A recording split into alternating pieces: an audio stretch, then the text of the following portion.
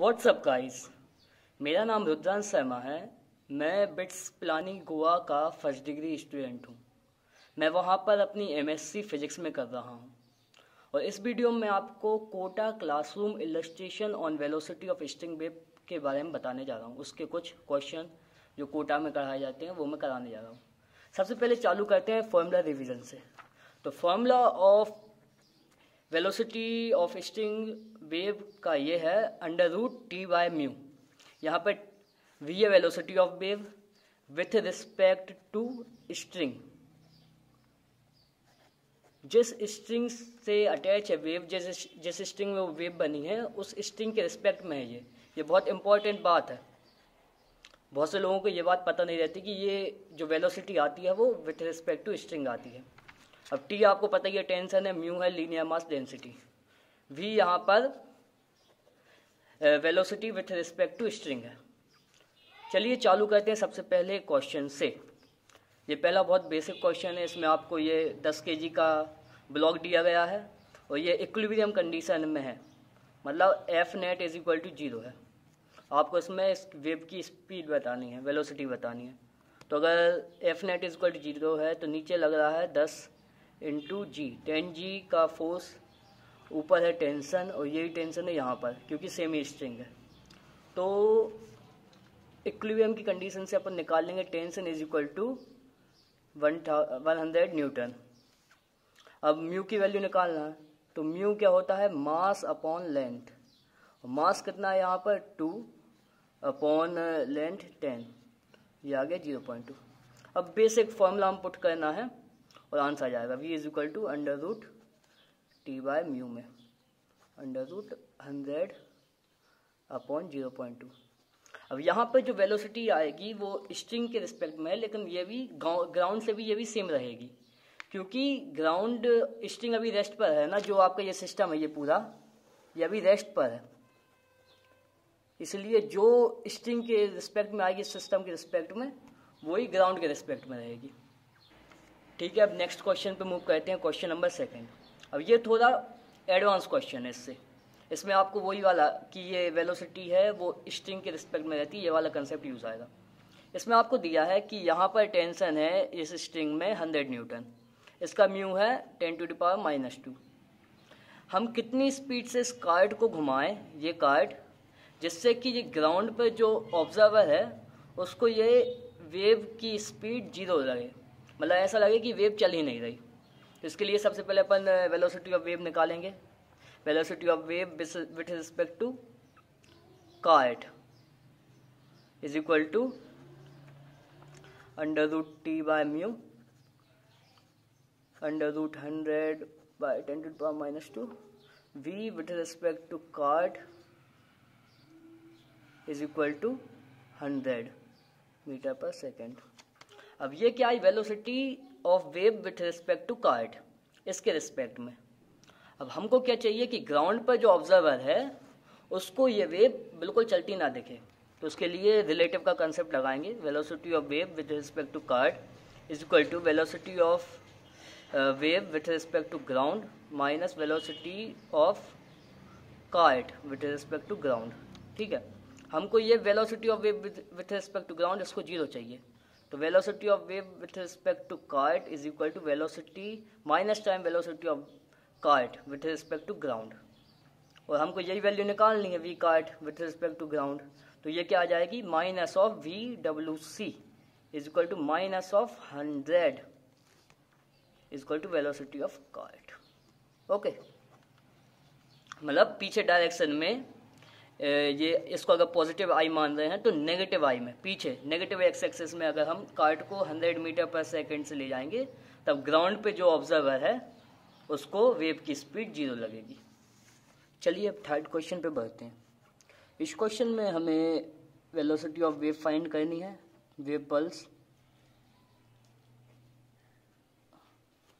और second part में इस वेव पल्स को ए पॉइंट से बी पॉइंट पर जाने में कितना टाइम लगेगा ये फाइंड करना है। तो चलिए चालू करते हैं। ये इक्विलिब्रियम कंडीशन है, यहाँ पर कुछ एक्सेलरेशन नहीं है, तो नीचे का फोर्स और ऊपर का फोर्स सेम रहेगा, ऊपर टेंशन है, नीचे लग रहा है mg, तो 5g 50 न्यूटन, तो tension is equal to 50 newton. तो यही टेंशन यहाँ पूरे में कांस्टेंट रहेगी। वैसे कांस्टेंट रहना तो नहीं चाहिए क्योंकि यहाँ इसका मास है, लेकिन 5 kg के कंपेरिजन में इसका मास हम नेगलेक्ट कर सकते हैं क्योंकि बहुत कम है, 20 ग्राम बस है, 20 ग्राम पर मीटर 200 ग्राम बस है। तो चलिए आगे बढ़ते हैं। म्यू की वैल्यू है 20 ग्राम पर मीटर, मतलब 20 इंटू 10⁻³ kg पर मीटर। अब वी की वैल्यू क्या है, √T/μ, √50/20 इंटू 10⁻³ तो इसकी वैल्यू √2550 मीटर पर सेकेंड। ये आ गई वी। अब टाइम फाइंड करना, टाइम के लिए S is equal to VT, तो 10 is equal to 50 into T, तो टाइम की वैल्यू यहाँ से आ जाएगी। अब कहते हैं नेक्स्ट क्वेश्चन।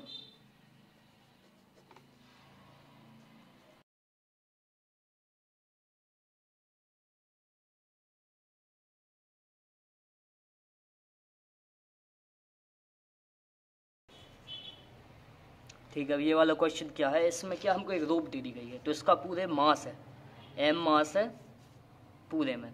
अब इसमें हमको वेलोसिटी फाइंड करनी है as a function of x। तो इसका पहले पोस्टमार्टम करते हैं कि ये नीचे का पॉइंट है, यहाँ पर टेंशन 0 है, T a पर 0, क्योंकि इसके नीचे कोई भी मास नहीं है, ये पूरी इक्विलिब्रियम में है। यहाँ पर अगर हम आते हैं मिड पॉइंट पे आते हैं मान लो, तो यहाँ पर क्या है टेंशन, ये C पॉइंट बोल देते हैं इसको, TC हो जाएगी क्या, m/2 इंटू जी आधा। यहाँ पर ऊपर जाएंगे, यहाँ पर मैक्सिमम टेंशन रहेगी, T is equal to mg। Okay, तब इसमें क्या है, टेंशन पूरे में वेरी कर रही है, तो इसमें हमको tension as a function of x निकालना पड़ेगा, उससे हमको velocity as a function of x मिल जाएगी, ये वाला फॉर्मूला यूज करके। तो tension as a function of x निकालने के लिए हम नीचे से ऊपर तक x डिस्टेंस चलते हैं, एक रैंडम x। यहाँ पर ये नीचे जितना भी मास रहेगा ना, इसका वेट लगेगा उतना ही यहाँ पर ऊपर टेंशन रहेगा, टेंशन इतने वेट को बैलेंस करेगा। तो इतना मास निकाल लेते हैं। मास निकालने के लिए dm बोल देते हैं इसको, वैसे dm तो नहीं बोलना चाहिए लेकिन फिर भी m/l इंटू एक्स, ये इतना मास आ जाएगा, और इंटू जी,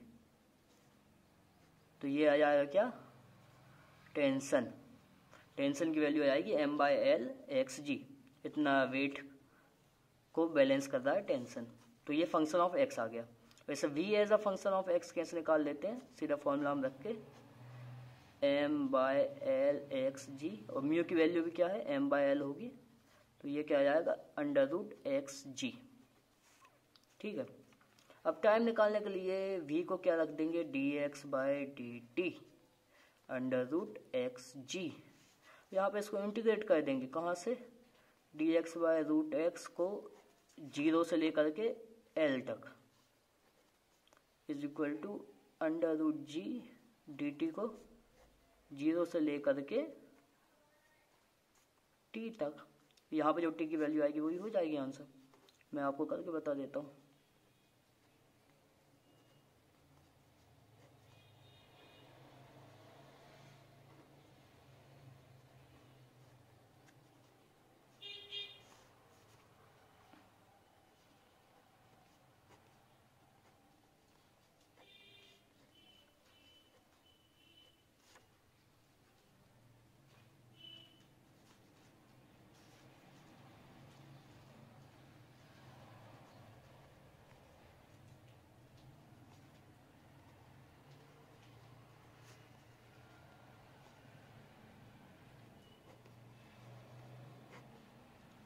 ये आ गई टी की वैल्यू, टाइम कितना लगेगा वो पता जाने के लिए।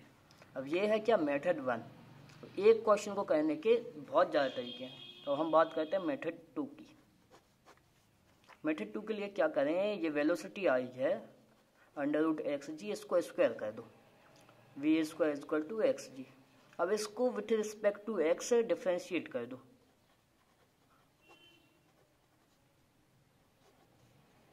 अब 2 को यहाँ लेते जाओ,